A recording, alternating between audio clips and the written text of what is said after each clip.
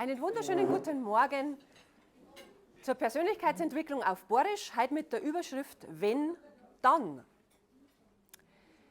Das Zitat lautet: Wer immer in die Zukunft schaut, der kann seine Zukunft nicht beeinflussen.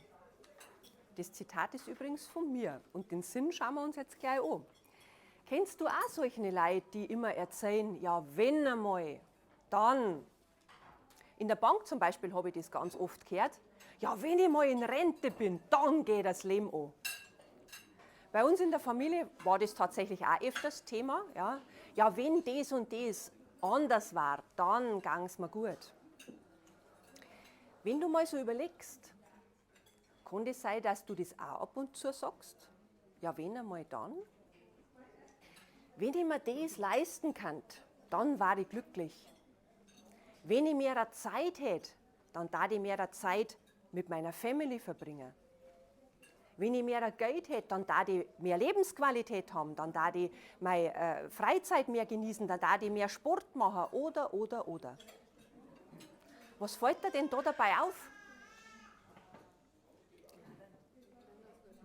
Du lebst nur in der Zukunft, nie im Hier und Jetzt. Und deswegen fallen dir die schönen Sachen, die schönen Gelegenheiten und Chancen im Hier und Jetzt gar nicht mehr auf. Das ist nämlich, wie wenn du ständig durch ein Fernglasl durchschaust und überhaupt nicht mehr siehst, wo du hintrittst. Ich möchte dich heute gerne ermuntern, hör auf mit dem Verschirmen, mit dem Wenn dann. Geh es am besten gleich an, was dir gut tut und schau auf dich. Fang gern an, das Beste aus dem zu machen, was du hast. Weil das ist auch die einzige Chance, und das ist jetzt ganz wichtig, das ist die einzige Chance, wie du deine Zukunft beeinflussen kannst, indem du jetzt die richtigen Dinge sähst. Nimm das schöne Geschirr, nicht bloß am Wochenende, auch unter der Woche. Ja? Zieh dich nach Feierabend richtig schön an, nicht bloß am Sonntag.